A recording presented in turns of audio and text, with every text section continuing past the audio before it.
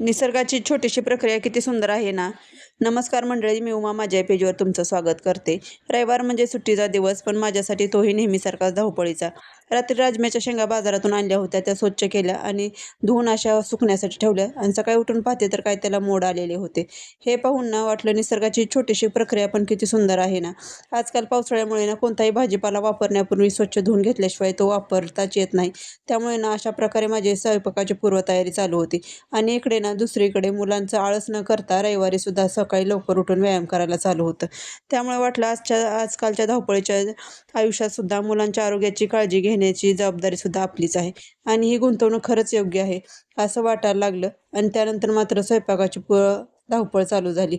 स्वयंपाक करण्यासाठी ना पूर्वतयारी म्हणून पूर्ण धपाटे करायचे होते. आषाढ पूर्ण संपत आला तरी आषाढ बनवलेला नव्हता. मग आज रविवार होता, सुट्टीचा दिवस. मग म्हटलं चला खास काहीतरी बनवूया. आणि आपले पारंपरिक पदार्थाची चव मात्र कोणत्याही 5 स्टार मधल्या जेवणाला नाही. काही जरी झालं तरी शेवटी आपले घरचं जेवण आणि आपले पारंपरिक जेवणच आपल्याला अधिक प्रिय आणि आवडतात. त्याचप्रमाणे अशा प्रकारे धपाटे करून घेतले. तुम्ही अशा प्रकारे पातळ छान भाकरीसारखे न थापून कडक ते धपाटे केले ना, तर तुम्हाला ही गुजराती स्टाईलनं खाकरा खाल्ल्यासारखं तुम्हाला वाटेल. आणि बाहेरचं विकत आणून खाण्यापेक्षा घरच्या घरी बनवून खाल्लेलं कधीही चांगलं. त्यानंतर मात्र आखाडा असं तळून घेतला आणि त्यानंतर स्वतःसाठी शाबू बनवायला चालू केलं. आज एकादशी होती, रविवार होता आणि सगळ्यांनी जेवण करून पूर्ण कामं झाल्यानंतर स्वतःसाठी माणूस वेळ काढतं.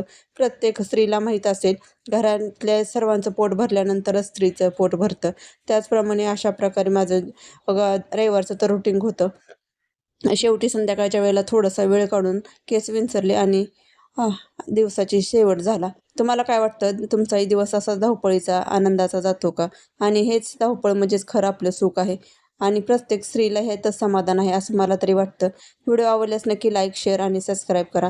भेटूया अशा छान छान व्हिडिओसोबत. तोपर्यंत पेजला फॉलो करा.